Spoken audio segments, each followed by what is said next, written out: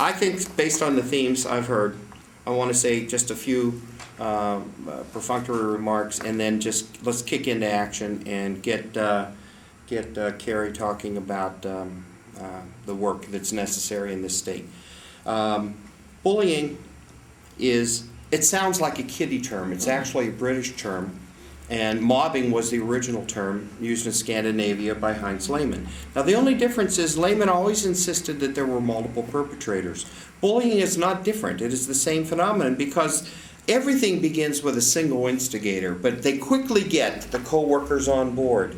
Out of fear, if they can create a fear-plagued environment and paralyze the co-workers into doing nothing, which was, where's the woman on the radio that was with us, the SEIU woman? Probably had to go back to work. Oh. Yeah. Or they bowl our lunch. Yeah, so they can bowl. Okay, so long story short, that's one of her favorite themes is coworker in action. I'm a social psychologist by training, and that also infuriates me. But we can't get mad at coworkers for doing nothing because the fear is genuine and real. The job market sucks. They're going to put you out in the street if you're the single wage earner, and they know it. They got you over a barrel, and they will exploit the hell out of you. And use that shamelessly. You've all, those of you who are whistleblowers are a specific subset breed of bully targets. You are the ones with genetic flaws. The genetic flaw of a whistleblower is, I got to tell. And their spouses say, except in their case, put your arms down, shut up, we got to keep the paycheck going. I got to tell. I've seen an injustice, I have to tell. That is not the American way. But that just means you're nobler. It just means you have more integrity. It means you have 10 times the courage of the rest of us. And they're admirable people. So you wear that badge of whistleblower as an honor because you've paid the price for it.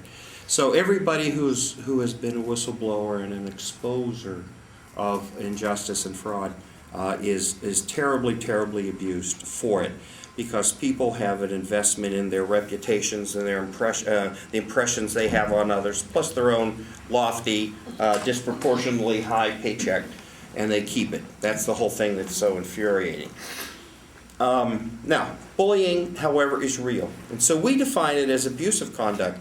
Tell you what, let me give you a couple synonyms, and you can grab all of this stuff off of our website, workplacebullying.org. What we started as a campaign against workplace bullying has become the Workplace Bullying Institute. We're 16 years into it. I just looked, we've done 35 studies. All of them are published and free for you to download. We have explored every aspect of targethood. We know who you are because we've listened to the stories by the thousands. First by toll-free number, and that's how we lost our Benicia house. We went broke. We lost everything financially, and we moved north. Went to Bellingham, Washington, where I had to go back and teach college again. Yuck. And I went and did that for a while just to get health insurance because it's America, right? But we actually love it up there. It's a little remote, but it's a lovely spot. But we constantly do studies, so we know everything about targets. We don't know much. We know about bullies from our consulting work, but bullies do not present themselves to be studied. Hi, I'm an asshole and I'm going to volunteer for research. They don't do that. They do in European countries because the laws against it will bring them forward into a system where the researchers can say, hey, you've been identified, let's look at what you're doing. Guess what? They complain about injustice. In Australia, the bullies feel it's an unjust system for them. Really? Really? I've heard so many of you say outside, this is a crazy making upside down world where the reinforcement is for the negative behavior and the good people. Let me tell you what we know about targets. Targets, you. The profile of targets is actually well known. And in rank order, independent, refuses to be subservient was actually the wording on the survey. Yes. That's you. I'm not, what do you think? That you're going to treat me with utter contempt and disregard as a human being? I'm as good as you. And if we start with the fundamental right of persons, which, by the way, is the German law that is violated when you're bullied or mobbed. Fundamental right of persons. Constitutional violation. We had a German legal expert visit with us saying, why can't you get your bill passed? I said, I don't know, because they're crazy in this country. I mean, we have millions of reasons. None of them are good. But I said, what do you do in Germany? She says, it's a constitutional violation. I said, who the hell wrote your constitution? She said, you did. The U.S. Army wrote the German post-World War II Constitution. We get the Second Amendment, and I got to watch a guy with a T-shirt about "I'll blow your head off" and you can't do anything about it today. I saw, with an Obama on the back, and she gets constitutional protection. The first law was in Sweden, 1994. They're weak. They're weak. They're weak. But in the absence of a law, nothing is going to compel employer action. More about that from Carrie. Okay, your profile. Independent, technically more skilled. How many times? And Steve points it out too. You all know it. You know that they know you're better at what you do than they are. They're political animals. They wake up every day to fill their days with political machination. With what? Gossip. Sure. That's a great tool for destroying reputations, character assassination. But the point is, it's all about glorifying themselves. So there's always a healthy dose of narcissism. Regardless of the choice of tactic, it's about controlling other people. Not controlling the budget, for God's sakes, or making sure the gift budget is actually delivered to help. After my dad's years of senior care, it just totally infuriates me. You know, pick on somebody your own size and see how you stand up, you incompetent boob. You know? All right, nevertheless. And third ranked item, you are emotionally intelligent and therefore well-liked. You actually have empathy. I guarantee you during the early stages, at some point you said at night to yourself and your spouse or partner, you said, you know, I kind of feel sorry for him. He's such a sad creature. Stop it! There's not a drip of empathy for you. Not a drip. Not a drip. They are not, partly now with all the new neuroscience. We think they're actually kind of incapable with not so much of prefrontal cortex as they need to have. Okay.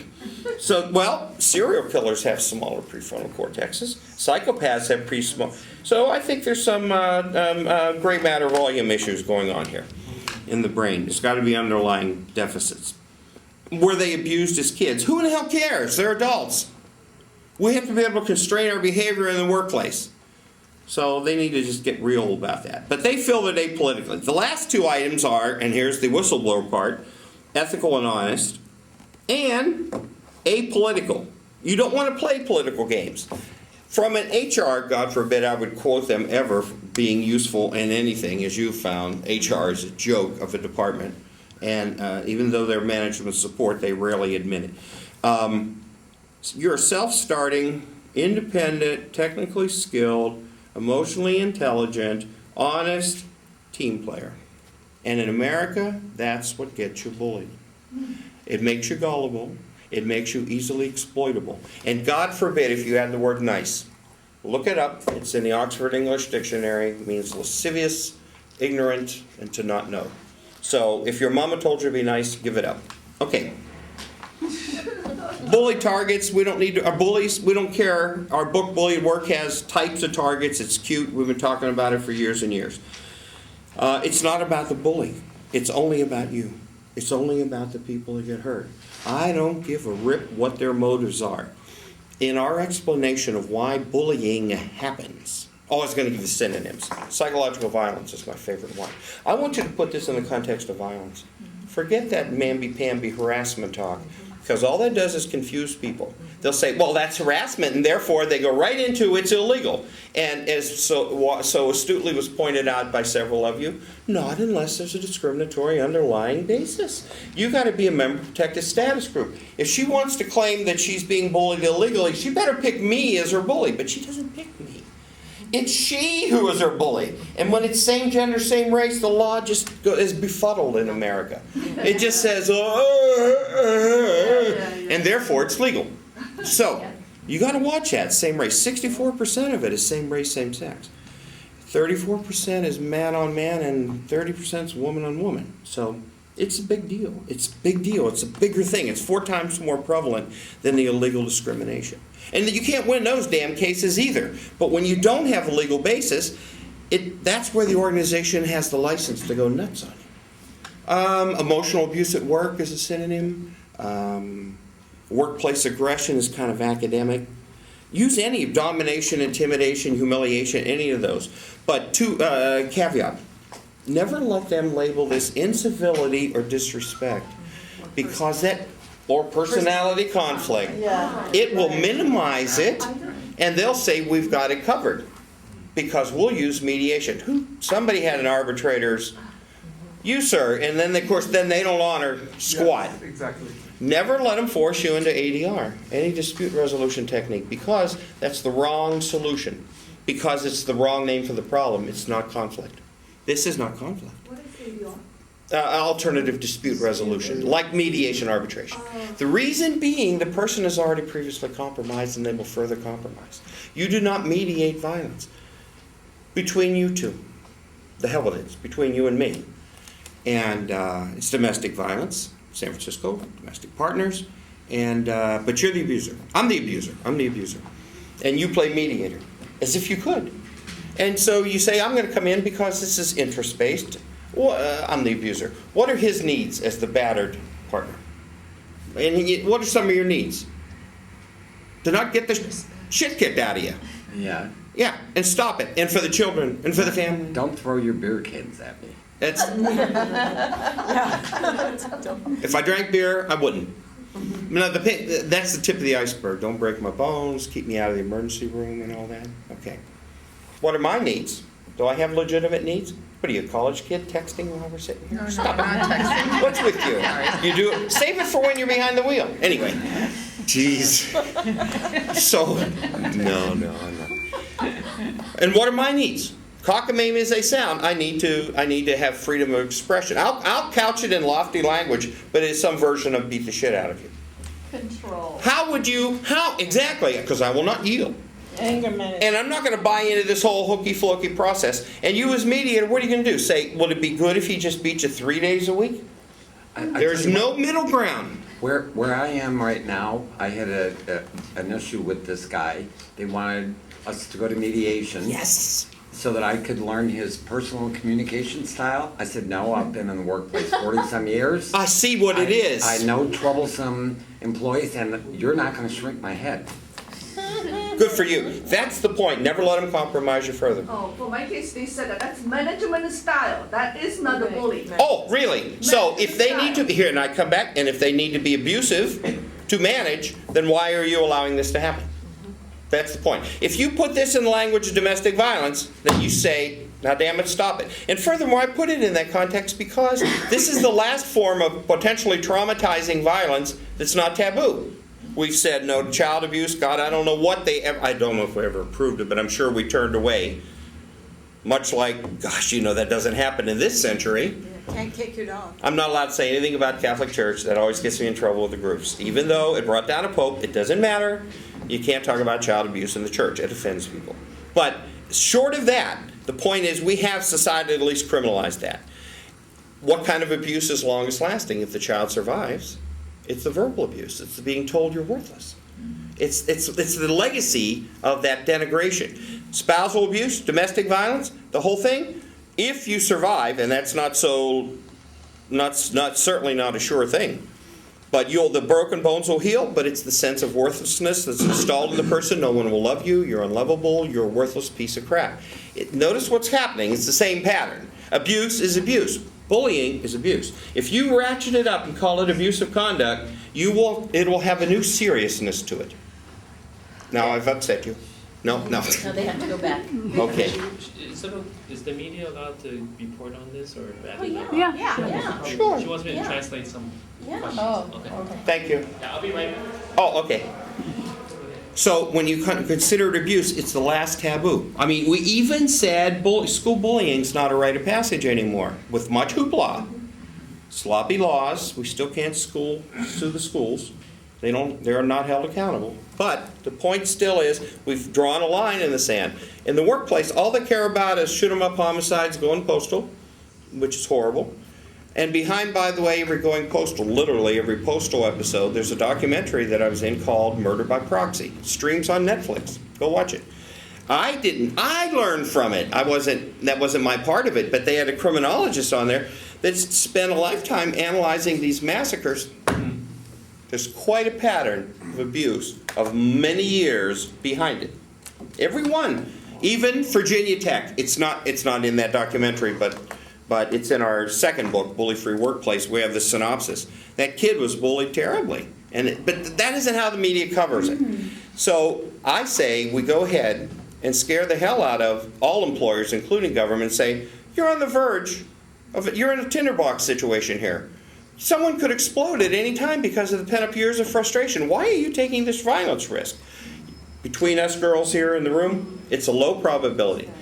20%, just brand new 2012 data on our health survey, 29% of bully targets have suicidal ideation. They've considered it. 16% went on to have a plan. How many commit, I don't know. The estimate has always been about 10%. So it's more likely to commit suicide than to aggress violently against others, right, to burst out. But you know what? If the only thing they're afraid of is the burst, right? That's right. And you should never trade in. It's a matter of integrity. It's like, you're not getting inside my head. And many tactics, they do crawl inside somebody's head. All right, so I want you to have those synonyms and reject the mamby-pamby, minimalizing, trivializing ones, because it's a matter of semantics and language control. If they want to control our lives, you got to control the language of the fight back, and they will hate it when you call it abuse. But damn it, it is. The police officer that went on a killing spree in L.A. That's was a right. whistleblower. That's right. Yeah. He had He was a talked about, whistleblower. he That's had right. tried to report discrimination multiple times and he was brushed aside. And he just finally popped. After 5 years he was away from Yeah. it. And he just finally popped. And coupled with his training, access to the weapons, then they're dangerous. But you see how what the press will never, they never do the backstory deeply. I don't know where you heard it, but you didn't get it from national network news. They're always just a lunatic that just suddenly snap. Okay, so now let's move forward. A couple reasons to make this stop. When we've written our book about, I got to tell you what I got going on. When I met Carrie, I'll never forget, Carrie called when we were still in our kitchen in Benicia.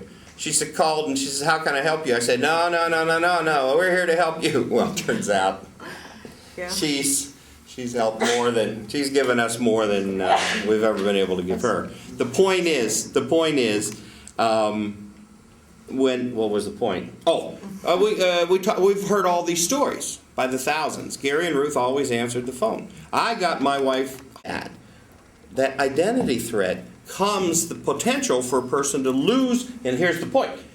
A really strong person could lose themselves if some bastard crawls inside your head and tries to convince you you're incompetent. And you say, no, that wouldn't happen to me. But I'll tell you what, if it's not going to be all in a sudden moment. It's an accumulative stress. I got you cornered in a one-on-one meeting, inescapable. And I'll just do it. And I'm an expert witness in all these cases now, too many to name. And they come up, and I read the transcript, and the defense says, well, that wasn't such a bad meeting.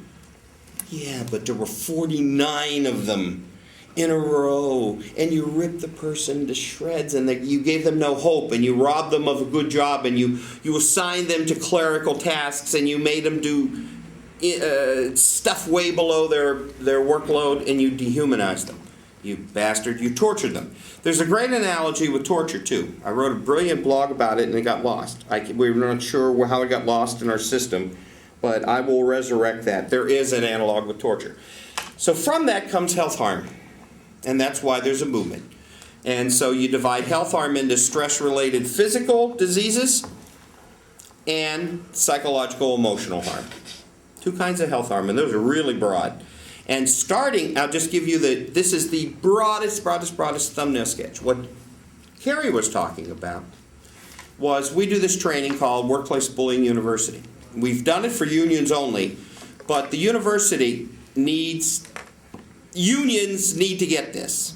Okay, before I do health, because I know I'll screw up and I want Carrie to talk, I got to say this, because you've all talked about it.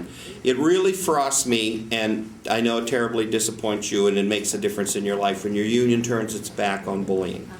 They are really confident when it comes from a non-member, aka supervisor, to a member, and they get all huffed up and puffed up and blown up about it. Sometimes, unless the steward or the rep says, I actually hate you. So I don't give a damn what they do to you. But let's assume it's not that blatant. The much more subtle thing is the officers are petrified of member on member. They're petrified. Now, I've worked with Canadian unions from the beginning of this movement. They are not petrified. They bring me in. They say, we got to change our constitution. We can't beat each other up. We got to support. But American unions get this notion that they've got, when they give representation to the accused offender, the bully, that they must defend him. And here's my word to the unions is, that's an attorney's job. Unions represent, they don't defend. And if you defend an abuser, you're no damn better than that employer. If anything, stay on the side of the abused, but when the abuser is one of your members, you got control over them. You don't have control over the supervisor. But another member, you can slap him around, you can bring him in and say, what the hell are you doing to your sister? What, is there an issue? We can work with you on that. Or we'll just take you outside. What is it going to take?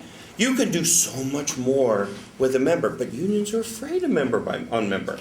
So that's tragic. Okay, so I want to get you through that. Unions need to get trained. So we do this thing called Workplace Bullying University, and we give unions a discount. It's 3 days of training, and we give you all of our materials and all of the science and all of the science articles, and we send you back. And you train, here's what unions need to do when the employer doesn't give a damn. The unions need to form their own internal peer members team, an expert team. You need expertise in bullying to provide support, validation, clarification, intervention, a ton of things. It's all written up on the web. Go to workplacebullyingforunions.com or .org.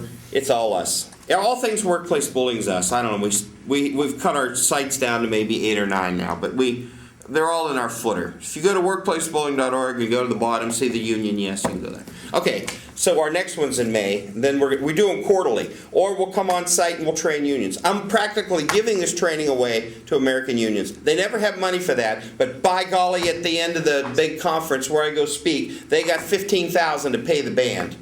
So, you know what? And I specifically go ask them, how much did that band cost at the banquet? 50, or people need entertainment. Yeah, they need entertainment. They need safety. They need you to get your ass in gear. When the English pioneer Andrea Adams died, after only 4 or 5 years in the field, and coining the phrase workplace bullying, she died. The British TUC, Trade Unions Congress, their AFL-CIO, they picked up the banner. They carry bullying. It's union-led in Britain. You know, come on, American unions, you can do this. Do it as an organizing tool. Jesus, what a service. Anyway, End of ad. Now, here's the point. What was the point? Health. Cardiovascular. 40 years of research on that. And I'm telling you, it's very, very subtle. All I have to do is be unjust. Treat you inconsistently as a crappy supervisor, not even be an abusive one. 40% increased risk coronary heart disease. Cortisol. Then the cortisol studies are just going crazy. Ambulatory blood pressure they've measured for years. Cortisol, the stress hormone, which when it floods the brain now they've learned it isn't just the old fight or flight response with the adrenal system kick in and you know you stop digestion and you convert your liver provides the sugar for your muscles and you can lift a car when your child is under, that kind of stuff. But it floods the brain. And it turns out that, you ready for this? When these hormones, the glucocorticoid hormones flood the brain, shrinks parts of the brain. What's that got to do with anything? Shrunken brain. Not shrunken brain. I feel like, we're creating pygmies or something. No, shrunken brain, loss of volume, atrophy, you lose the function. And if that functional area is the hippocampus, you're going to lose your ability to retrieve memory. And if I came in and I lied to you and I called you stupid, it was a lie. But 6, 7 months later, or a year later, I could have affected you to the point where you can't recall. And then, of course, I put you on, put him on a PIP, use that classic performance improvement, trap the veteran worker, put you back on probation, as if you're a rookie. And now I start measuring you, I got you in over a barrel. You can't perform like you used to. And I say, see, I told you. Self-fulfilling prophecy. The lie becomes reality, and I'm telling you. So though it is manufactured and totally lie-based, because of the key to stress is, there are 2 factors. You have duration and severity. It can be not severe, but over a long period of time that causes the harm, cumulative. And that damn DSM manual that we use for all the clinical diagnoses still in its newest version 5 will refuse to give credit to the cumulative nature for PTSD. So here we have people 30% let's see what are our latest statistics. 87% debilitating anxiety, 62% panic disorder, 49% induced clinical depression. Never had it before, but it comes from work. 30% PTSD. Unbelievable. So go read our health thing. It's a sad litany. But let's keep going. Stress affects gastrointestinal, irritable bowel disorder, #1 stress claim. You got fibromyalgia, you got autoimmune disorders, you got fibromyalgia, chronic fatigue. You got skin rashes, skin disorders, you got migraines, tension headaches, and the rest. What's not clear is the link with cancer. It's clear. We have among our volunteer state coordinators, like Carrie is, a cancer cluster, a veritable cancer cluster from long-term exposure. But they just haven't connected the dot, direct line. But they're working on it. They will. They're going through that HPA axis. They'll get that figured all out. That's where all the stress gets run through. And it's ruining the brain. Now the good news is the brain has plasticity and there can be restoral of the tissue volume. And so when the brain comes back, the function comes back. But the stressor must be cut off. This is no stress management, wishful thinking kind of crap. Now, if that isn't scary enough about the brain change, it's scarier. A woman right here, UCSF, won the Nobel Prize, 2009, Medicine and Physiology, Elizabeth Blackburn. You heard of her? Telomeres. She discovered how the DNA chromosomes, if you want to stay young, or if you want to stay living, your cells need to replicate. But if your DNA cells fail to replicate, you get gray and old and die. You age quicker. Well, guess what? Stress has an impact on the very little tippy tips of the DNA chromosomes. They're like the plastic protection on a shoestring. And they're called telomeres. So for that, she got her award. And in 2010, she runs an ad in the Chronicle, said, women, if you'd like to know how much stress has shortened your life, you can come in for her research project. I was one of those. Were you one of them? Yes, I expected mine to shrink to nothing. Well, it didn't. You're good. But this woman is the most affected short of death. Back in the old days, and we have video to prove it, she bravely sat and videotaped herself doing this, telling her story, and it makes people cry. I definitely run it for management all the time. And she does that. It's not because it's Carrie's fate. Long story short, how long did you fight workers' comp and you were so obviously affected? 6.5 years. And when I go to that place in my brain where those cells are that discuss the fine points of how I was treated, my voice becomes There she very goes. quivery. Yes, she can do it. And I start twitching like this, and my face is badly contorted. And this happens under really normal stressors when I feel aggressed. So I can result to that. When I'm speaking, when I'm helping, when I'm writing, I'm fine. When I sing, I'm fine. But when I'm attacked or when I discuss what was done to me, I'm very, very not fine. She has PTSD that converted to psychogenic And I still myoclonus. fought 6.5 years. Yeah, Yeah. they're bastards. Okay, now quickly. What can a person do about it alone? Nothing. I tell you what, I'm being too honest with you. I mean, we have a guy that answers the phone and will spend 45 minutes with people free on the phone. We have a professional therapist who does coaching for a fee with people for all that. We have strategies. We have a voluminous website. We write the books. We tell people. But in the end, the individual is stuck. You talk about isolation. They put you out on that perch deliberately, and the coworkers are the ones with the sword pushing you out the plank. Now, here's the point. The worker did not ask for this. Is there any morning that any of you awoke and said, today is the day I need a good shot of humiliation? That's the way they make it sound. You brought this on yourself. It's a rape myth. Just like the rape myth. You dress provocatively. Oh, you shouldn't go strutting your technical skill around like you do. Oh, really? I mean, listen to the nonsense. It's just all BS. So, the worker is up against many. So the trick is they need support. The union can provide support. The employer should care because we can outline the costs for them, as Derek does so artfully. just forget your case. It's the loss of all the other money, and then they have to restore the funds, and then, my God, the shame of the public apology.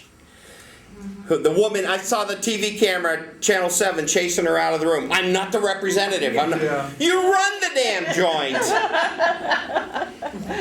All bullying is enabled by these people who abdicate their responsibility. And I'm not preaching to the choir. You're all quite eloquent on that. So why doesn't the employer follow a rational model and say these bullies are costing us too much, we have to abandon them? Because of ass kissing. This is how the bully has won their position, and they're positioned as indispensable, and that's how it works. So therefore, what's it going to take for the employers to react? Hugh Carey.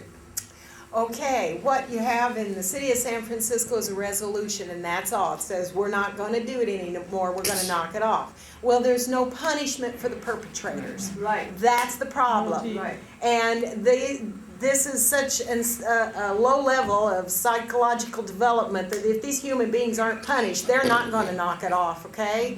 Now, Gary has been with a few state coordinators to the federal government and talked to senators that worked for the Fed. And the Fed said, you can't do this at the federal level because there's too many workers' comp laws state by state, because, you know, we're 50 little countries here. It's supposedly our strength, but I can see some weaknesses. It has to be done at the state level. All right? That's the best way to put in a bill or legislation that punishes the perpetrator when they're caught red-handed, because, you know, most of them are dusted off and just put right back to work. So what this bill includes that has gone through, it's been on the table in California, like I said, when Arnold came in, it went out. And we've been through the Senate in Illinois, we've been through the Senate in New York, and it's going into the upper or lower house in Maine. It's hard to get I'm it out. not worried about Maine. Okay. Massachusetts and New York are on the verge of passing this year. It's hard to get it out of labor committees. Yes. This is not criminal law, it's civil law. And it allows an injured target who's medically diagnosed as having either physiological and or psychological, and they're the same thing. I keep my brain inside my head, attached to my body. It's all one thing. If you're indeed... How did you package those? I don't know. I don't know. I don't know. My mama knew. But if you are diagnosed and you are in fact damaged in any way from negative work action over repeated periods of time, you can sue the perpetrator. Okay? And that's what it takes. And the perpetrator... And the employer. And the employer. If the employer has policy, if the employer has done a good job of trying to stop this, if the employer did intervene, then that employer's off the hook. That's not going to be a problem for that employer. You know, it could be your subordinate, and I've seen subordinates 10% of bullying is damage. supervisors. It could be your coworker. We get a lot of that. You know, the guy. 18%. So the guy in the next cubicle might be doing it to you. But indeed, it's most of the time it's the person who has the power over you, and it's a supervisor, boss, maybe the owner, maybe the corporation. You don't know. We do see that some of these, the corporate umbrella is a bad barrel. Every apple in there is rotten, and it kind of sounds like some of the organizations we've been here today, like Laguna Honda, might have been kind of a bad barrel. Sounds like they really rotted from the inside. So anyway, that is what we need to do. And it takes repeated phone calls, repeated letters, repeated emails, handwritten, typewritten, everything. We need you to go to your legislators at the state level, or even start with your supervisors. Start hounding these people. Let them know there's this movement out there. We're not going away. Cut articles. What's your web Send it address? to 'em. What's your address? Bullyfreeworkplace.org. Okay? Can I ask a question? There's no doubt we have to pass this bill.